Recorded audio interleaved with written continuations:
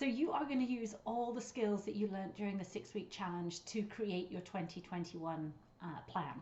This is probably going to be a little bit of a longer video, but it is definitely worth listening to, because even if you didn't complete everything during the 6 week challenge, you will be able to go through it all again to create your 2021 plan. And anything worth having in life takes work and takes effort, and that includes creating a plan for 2021. So if you have watched video 2 and created your 5 and 10 year plan, you'll probably have underestimated how much you can actually achieve in 5 or 10 years. You can achieve so much more than you ever imagined in 5 or 10 years. But most people completely overestimate how much they can achieve in a year. If you think about how fast a week flies by, or a month, I know 2020 has, for some of you, probably dragged on, but most of the time a week, a month, a year flies by. So I want you to focus on 2 or maybe 3 goals for this year that is going to directly impact where you want to be either at the end of the year if you're just doing the 1 year plan, or that directly impacts your 5 year plan or your 10 year plan, or where you want to be ultimately at the end of your life. I would also suggest that you focus on one goal that you excel at. So if you're great at your career, set a career goal. If you excel with your health and fitness journey, create a goal around that, because as you get closer to that goal, as you have success, it'll build momentum. And then I suggest that maybe your other goal, or maybe 2 other goals, are something that you struggle with or you want to improve. Then that goal that you excel at, or that area of your life that you excel at, will motivate you when you are maybe setting goals or struggling to hit your goal in 2 other areas. If you didn't hit your goal during the 6 week challenge, obviously you can refocus on that and make that one of your goals for 2021. Or if you did hit your 6 week challenge goal and you want to build on that and take your skills to the next level, or your accomplishments to the next level, that would be amazing. So the first thing is to decide what those 2 or 3 goals are going to be for the year, and then implement everything that you learned during week 4 to make sure that each of those goals is SMART. So just as a refresher, you need the goal to be specific so that you know when you've achieved that goal. It needs to be measurable so that you can track your progress to stay motivated. You need to split up your goal into much smaller increments. A year is a huge long time, but if you split your goal up into weekly or monthly or quarterly goals, then that's what keeps you motivated. It also needs to be achievable, so that you can reward yourself for all of those successes, and reward yourself frequently to keep you motivated. Also, don't forget, we overestimate how much we can achieve in a year. So it's okay if you set a goal for the first, say, 3-4 months of the year, and you realize that you have overestimated how much you can actually achieve. Cut your goal in half, or extend your timeline to make sure your goal is achievable. And then it has to be relevant. You should think about your goals as a stepping stone towards where you want to be in 5 years or in 10 years.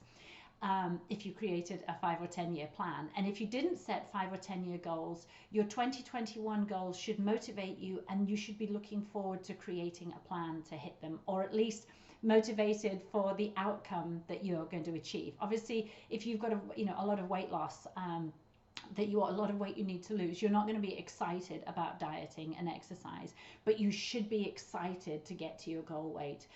If you have a finance or a savings goal, you're not going to be excited about budgeting and cost cutting and sacrifices, but you should be excited about being debt free. If you're not motivated about the journey or the outcome, you have set the wrong goal, and that's where the relevant part comes in. And if it's not moving you forward to whatever your ultimate goal is at the end of 2021 or 5 or 10 years time, again, you've set the wrong goal, and you need to go back and make sure that you set a goal that's relevant to what you want to achieve in life. And then the timely part, having a deadline creates urgency, but a 12-month goal, that is just way too far in the future. So you've got to look at your goal and break it down into milestones. Daily is probably too short, unless it's something like you set the goal of working out every day or planning your day every day. But a weekly or a monthly or a quarterly goal certainly is going to make sure that you have that sense of urgency around hitting your goal. You could also, from a timely point of view, you could decide that you want to set, one goal for the first half of the year and then a different goal for the second half of the year. So that is a SMART goal: specific, measurable, achievable, relevant, and timely. So when you've made sure that each of your goals is SMART, you need to do a mind flush for each of those goals to figure out how you're going to hit the goal, all those things you could do. I would strongly suggest that you do a mind flush on just everything that's on your mind before you do the specific mind flush for your goal, particularly if you are doing this planning process during the holiday period. You're going to have a million different things on your mind, so it's going to be very hard to be specific about the things that you want to do to hit a weight loss goal or a finance goal or a career goal. So if you do the mind flush and get everything off your mind that's sort of irrelevant to your goal, and then sit down and say, okay, specifically, what are all the things that I can do to lose weight, to excel in my career, or whatever your goal is. And then when you've done your mind flush and listed everything that you could do in the next 12 months to hit your goal, you need to use the same skills that you learned in week 1, which is, first of all, looking through that mind flush that's specific to hitting your goal and remove anything that has a less than 8 out of 10 chance you're going to do it. If you're not excited about it and you don't want to do it, take it off your list. Put it onto like a 2022 list. Now remember, don't remove anything that you can't do right now, but you want to be able to do. So like, I always use the example of doing a handstand against the wall. That would help me with my fitness journey. I can't do it right now, but it's still on my list because I want to work towards doing it. But running a marathon will never be on my list, because even though it would be an amazing stepping stone to my fitness journey, I have no interest in running a marathon, and it'll never happen. So take anything off your mind flush for your goal that has a less than 8 out of 10 chance that you're going to complete it. Can you group together any of those tasks? Can you combine 2 things and do them at once? And then you need to look at your mind flush and see if there's recurring things that you're going to do each day or each week or each month to work towards your goal. So for example, if you're saving money, are you going to make coffee every day at home? Are you going to pack a lunch each day? Are you going to only eat out once a week? If you have a diet or fitness goal, what are the workouts you're going to do? When are you going to meal plan? That kind of thing. All those things that you're going to do consistently, group them together so it's one less thing that you have to plan new each week. And then you need to list out all the critical activities. So when you look at your mind flush, if you know that to get your fitness journey on track, you want to sign up for a 5K each month, or you want to sign up for specific workouts, or if you're planning a career goal and you know that there's certain training classes that are coming up or workshops, or if you know that there could be vacations and birthdays and things that will hijack a diet goal, you need to get them on a planner. I love planners like this. And when I plan my year, I put those milestones. I may not plan out, each week, but I will put at the beginning of the week the things that I want to get achieved, or at the beginning of the month, what are the milestones that I need to think of, or the things that I need to take account of that could derail my progress. So once you've got everything from your mind flush listed out, you've taken off the things that you're not going to do, you've grouped tasks, and you have put the things that you can onto like a big calendar, or maybe put them in your phone, then you need to focus on the obstacles. So this was the skill that you learned in week 3. You need to figure out how you're going to deal with each of those obstacles. And if the obstacles, are coming further in the year, then, you just need to vaguely be aware of them. You don't necessarily need to list all the action.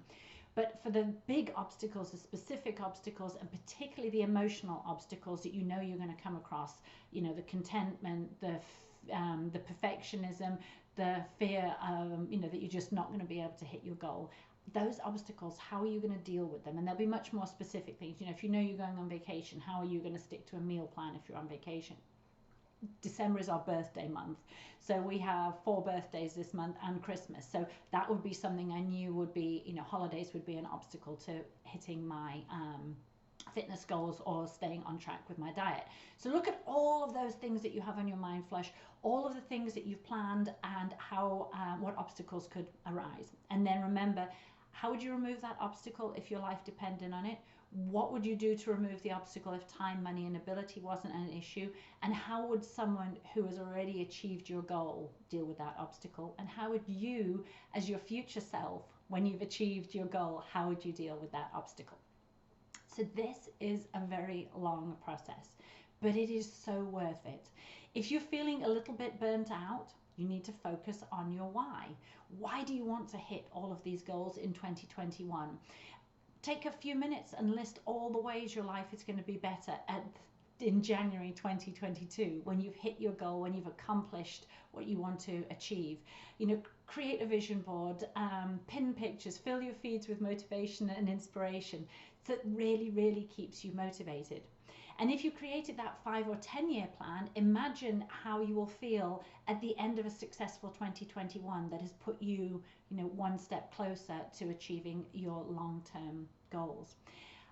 I truly believe that it's because of my long-term planning, because the vision that I have for my life, that I didn't see 2020 as this catastrophic year. Now, I know that I didn't have any significant losses, and some of you, have dealt with, very significant things this year. But for me, because I knew where I wanted to be in 5 years and 10 years, and ultimately, when I arrived here and I knew no one and we were completely locked down, I just thought, how can I turn this into something that will benefit my long-term vision for my life? So I joined a gym. I signed up for their 6-week challenge, and I started this challenge that you've just gone through, because those were all things that fitted with my long-term vision. Did I want to sit on the couch, locked down at home, and eat chips? Absolutely. But that wasn't going to get me to where I wanted to go. My vision was so clear, my why was so clear, that I took all of the action that I needed to move me forward. And so the final step in this 2021 plan, when you've got that plan, don't forget the work that you have to do every day. Look at the habits that you started during this challenge. Which ones are you going to keep going? What routines allowed you to be successful? And what ideas have you started to think about during this challenge that you want to explore further? And then make sure, wherever possible, you create your plan for the week ahead of time. This was what we talked about at the very beginning introduction to the challenge and during week 1. Plan your top 3 priorities first thing every day, then plan all the things that you can't get out of, and then plan priorities from your weekly mind flush. Utilize that first 90 minutes of your day, schedule power hours, time block your day, and at the end of each day, do that mini mind flush so that you can refocus on what you need to do the next day. And keep going back to your 2021 plan. Whenever you are planning for the week, use that as your vision, use that, to keep your ultimate goal in mind. Because when you have a clear vision for what your day, your week, or your month should look like, and where you're heading ultimately in life, you'll have fewer unproductive days and you will waste fewer opportunities. Because remember, you get out of life what you put into it, and you deserve to lead a productive, amazing, fulfilling life. So decide what that amazing, fulfilling, productive life looks like to you. Create a plan to get there, and then every single week, every single day, take those steps, take that action to get closer to the vision you have for your life. And good luck, and know that I am here for you every step of the way. Even if you come back to this video several weeks or maybe months after the challenge is finished, reach out to me, because I'm here to help you. Good luck.